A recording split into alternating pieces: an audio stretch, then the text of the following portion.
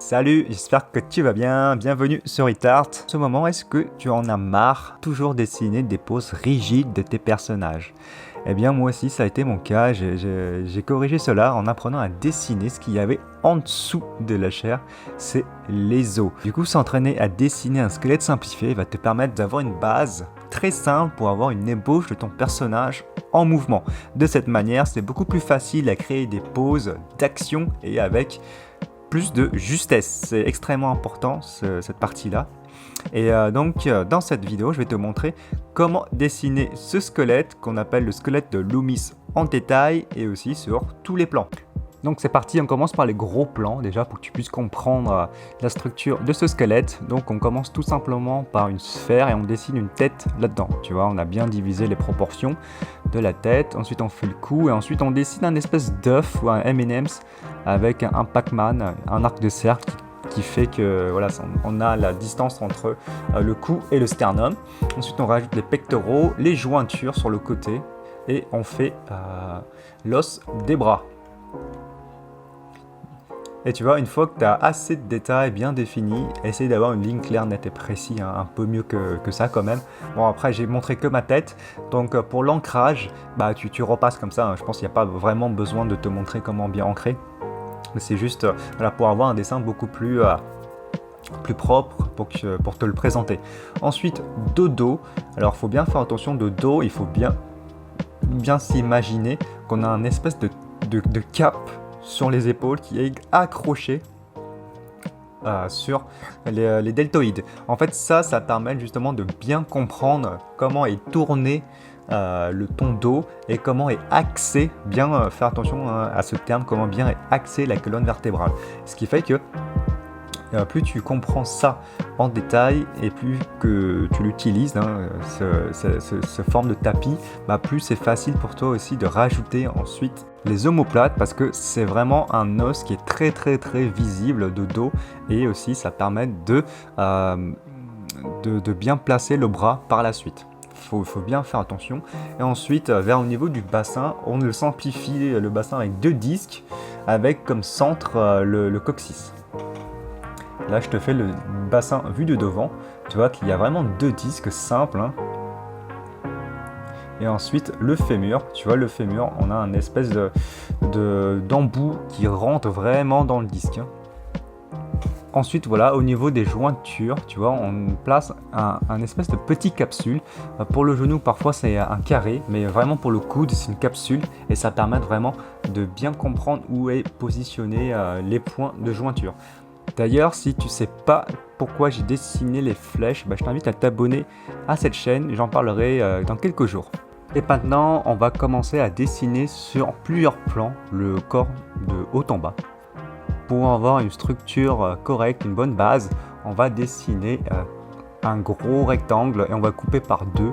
Et le milieu de ce rectangle là, tu vois, c'est au niveau du bassin. Ce qui fait c'est qu'on rajoute ensuite quelques cercles, cercle de la tête, cercle, on va dire plutôt l'œuf du buste. Ensuite, on rajoute l'armure, tu vois, pour les pectoraux là. Tu vois, on place rapidement les éléments du corps. On va vraiment à l'essentiel, hein, juste des gros traits très schématiques et très simples. Hein. On évite de complexifier trop pour l'instant, c'est l'autre partie qu'on le fera. Maintenant, je dessine la partie de dos. Donc tu vois, je fais les mêmes étapes, c'est-à-dire que voilà, je trouve le milieu du corps, je mets le bassin, le dos, tu vois, avec le gros triangle là, la fameuse cape qui colle aux épaules. Ensuite les disques, voilà, le profil aussi, c'est un petit peu pareil, tu vois, on retrouve toujours la même chose. Et donc voilà, j'efface un petit peu tout pour pouvoir redessiner par-dessus, pour avoir un trait clair, net et précis. Comme ça, je peux me prendre aussi le temps de t'expliquer.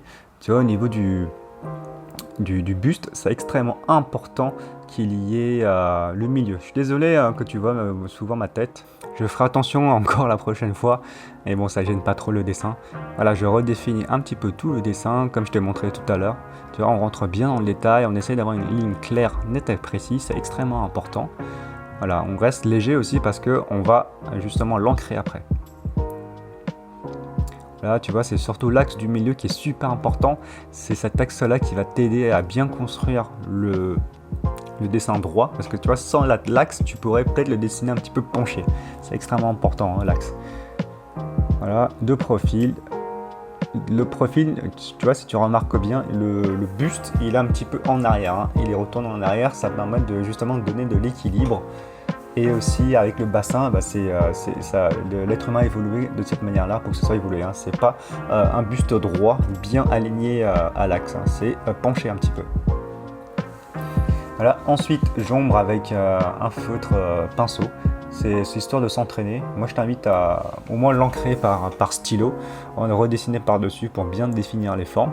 Tu vois, au niveau du fémur, le fémur, il n'est pas droit. Hein. Il a une espèce de courbe, il rentre vraiment bien vers l'intérieur. Tu vois, le bassin, il écarte, et le fémur, il rentre. Et ensuite, on a au niveau du tibia, qui est vraiment une grosse structure, un petit peu courbé, hein. Il faut bien faire attention, il n'y a rien de droit au niveau des os, tu vois, il y a toujours un espèce de petit S, c'est normal parce que si c'est droit, en fait, l'os se casse beaucoup plus facilement. Je t'invite vraiment à faire cet exercice-là, comme ça va te permettre de mieux comprendre la structure de l'os, et c'est super important parce qu'on va pouvoir l'utiliser ensuite pour dessiner d'imagination, c'est extrêmement important, mais ça te permet aussi de mieux comprendre tous les poses, surtout en modèle vivant, tu vois, t'imagines qu'il y a un os derrière, c'est beaucoup plus facile, parce que tu vois, si tu dois placer tous les volumes du muscle, de la tête, tous les muscles, tu vois, si tu dessines la chair, c'est beaucoup plus dur. Et donc, comme à la Renaissance, on dessine le squelette, ensuite on dessine les muscles, ensuite on dessine le gras, et tout ça, ça forme le corps humain. Donc si toi aussi tu as envie de découvrir beaucoup plus sur le dessin de personnages, du corps humain et du modèle vivant, je t'invite à t'abonner à cette chaîne. Et d'ailleurs, si tu as envie de recevoir des conseils artistiques sur le dessin et la peinture, je t'invite à cliquer sur le lien en description, et en cadeau, tu as aussi un outil pour t'améliorer en dessin de portrait. Je te dis à tout de suite dans le lien et à la prochaine vidéo. Salut!